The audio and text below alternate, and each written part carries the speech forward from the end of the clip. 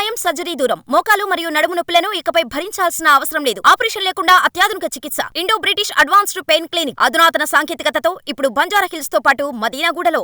దమ్ముంటే ముందుకురా, ముసుగు తీసేసిరా, నువ్వు నేను తేల్చుకుందాం లాంటి డైలాగులు సినిమాల్లోనే వినిపిస్తూ ఉంటాయి. కానీ ఆ నియోజకవర్గంలో ఇద్దరు నేతల మధ్య యుద్ధం ఇదే రేంజ్లో ఉందట. ఆ ఇద్దరు, ఒకరు టీడీపీలో, ఇంకొకరు బీజేపీలో ఉండడం ఇంకా ఇంట్రెస్టింగ్గా మారింది. ఒక ఆయన డైరెక్ట్గా ఓపెన్ అయిపోగా ఇంకొక ఆయన వెయిట్ అండ్ సీ అన్నట్టుగా ఉన్నారట. ఇంతకీ ఎవరా ఇద్దరు, ఎక్కడ జరుగుతుందా పొలిటికల్ యుద్ధం? ఆంధ్రప్రదేశ్లో కూటమి పార్టీల అగ్రనేతల మధ్య సఖ్యత ఎంతలా ఉన్నా క్షేత్రస్థాయిలో మాత్రం అక్కడక్కడ తేడా కొడుతోందన్న వాదన బయలుదేరిందే. కొన్ని నియోజకవర్గాల్లో ఇప్పటికే ఈ పరిస్థితి ఉండగా ఇప్పుడు ఉమ్మడి అనంతపురం జిల్లాలోని రాయదుర్గం నియోజకవర్గం కూడా ఆ లిస్టులో చేరిందంటున్నారు. ఇక్కడ ఇద్దరు ముఖ్య నేతల మధ్య యుద్ధం పీక్స్కు చేరిందట. మాజీ ఎమ్మెల్యే కాపు రామచంద్రారెడ్డి, సిట్టింగ్ ఎమ్మెల్యే కాల్వ శ్రీనివాసుల మధ్య చాలా ఏళ్ల నుంచి రాజకీయ గొడవలున్నాయి. గత 5 ఏళ్లు వైసీపీ హయాంలో ఎమ్మెల్యేగా ఉన్నారు కాపు రామచంద్రారెడ్డి. అప్పట్లో ఇద్దరి మధ్య జరిగిన పోరు అంతా ఇంతా కాదు, ఒకరినొకరు వ్యక్తిగతంగా దూషించుకునే స్థాయికి వెళ్లారు. అయితే ఎన్నికల సమయంలో కాపు రామచంద్రారెడ్డికి వైసీపీ టికెట్ ఇవ్వకపోవడంతో బీజేపీలో చేరిపోయారాయన. ఇక టీడీపీ బీజేపీ పొత్తు కుదిరాక కూడా అలాగే ఉండిపోయారు. ఈ క్రమంలో రాజకీయ బద్ధశత్రువులిద్దరూ ఒకే కూటమిలోకి వచ్చినట్లయింది. అసెంబ్లీ ఎన్నికల్లో కాల్వ శ్రీనివాసులు భారీ మెజార్టీతో విజయం సాధించారు. కూటమి పరంగా పొత్తు కలిసినప్పటికీ ఈ నేతల మధ్య పగలు ఏమాత్రం చల్లారలేదట.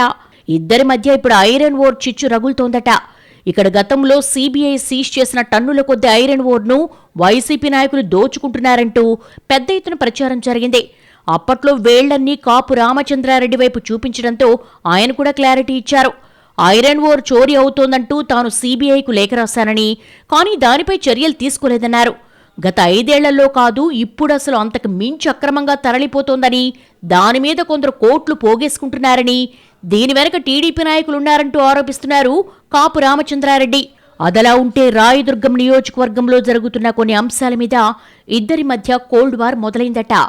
ఈ క్రమంలో రాయదుర్గం ప్రాంతంలో ఉన్న క్రషర్ యజమానులు ప్రెస్ మీట్ పెట్టి కాపు రామచంద్రారెడ్డి మీద తీవ్ర ఆరోపణలు చేశారు. ఆయన వైసీపీలో ఉన్నప్పుడు తమ నుంచి 200 కోట్ల రూపాయలు వసూలు చేశారని, ఇప్పుడు బీజేపీ పేరు చెప్పి అక్రమాలకు పాల్పడుతున్నారంటూ ఆరోపించారు. దీనిపై ముఖ్యమంత్రి చంద్రబాబు, బీజేపీ అగ్రనాయకత్వం చర్యలు తీసుకోవాలని డిమాండ్ చేశారు క్రషర్ యజమానులు. అయితే క్రషర్ యజమానుల వెనక ఎమ్మెల్యే కాల్వ శ్రీనివాసులున్నారని, వారిని రెచ్చగొట్టి తనపై ఇలా మాట్లాడించారని అంటున్నారట కాపు. ఎవరి దగ్గరో లంచాలు తీసుకునే కర్మ నాకు పట్టలేదంటూ రాయదుర్గంలో టీడీపీ గెలిచినప్పటి నుంచి ఒక్క వ్యభిచార గృహాలు తప్ప అన్ని అక్రమ కార్యకలాపాలు సాగుతున్నాయంటూ ఘాటుగా రియాక్ట్ అయ్యారు కాపు. ఇల్లీగల్ వ్యాపారాలకు తాను అడ్డుపడుతున్నానన్న అక్కస్తోనే ఇలాంటి ఆరోపణలు చేస్తున్నారంటూ కాల్వ శ్రీనివాసులపై ఫైర్ అయ్యారు కాపు రామచంద్రారెడ్డి. గత 5 ఏళ్లలో ఎప్పుడు ఐరన్ ఓర్ దొంగతనం జరగలేదని, తెలుగుదేశం పార్టీ అధికారంలోకి వచ్చిన తర్వాతనే అక్రమంగా తరలించుకుని కోట్లు గడిస్తున్నారని ఆరోపిస్తూ కాల్వ శ్రీనివాసుల్ని టార్గెట్ చేస్తున్నారు కాపు. అలాగే రాయదుర్గం ప్రాంతంలో ఉన్న పరిశ్రమల యజమానుల నుంచి వసూళ్లకు పాల్పడుతున్నారని కూడా ఆరోపించారాయన. అయితే ఈ ఆరోపణలపై కాల్వ శ్రీనివాసులు మాత్రం ఇంతవరకు స్పందించలేదు. ఆయన స్పందన ఎలా ఉన్నా ప్రతిపక్ష నేతల కంటే ఎక్కువగా కూటమిలోని మిత్రపక్ష నాయకుల మధ్య విభేదాలు పెరిగిపోవడం, బహిరంగంగా నువ్వెంత అంటే నువ్వెంత అనేదాకా వెళ్లడం మంచి పరిణామం కాదంటున్నారు పొలిటికల్ పండిట్స్. 2 పార్టీల అగ్రనాయకత్వాలు ఈ విషయంలో వెంటనే జోక్యం చేసుకోకుంటే 2 పార్టీలు నష్టపోవాల్సి వస్తుందన్న వార్నింగ్ బెల్స్ మోగుతున్నాయి రాయదుర్గంలో.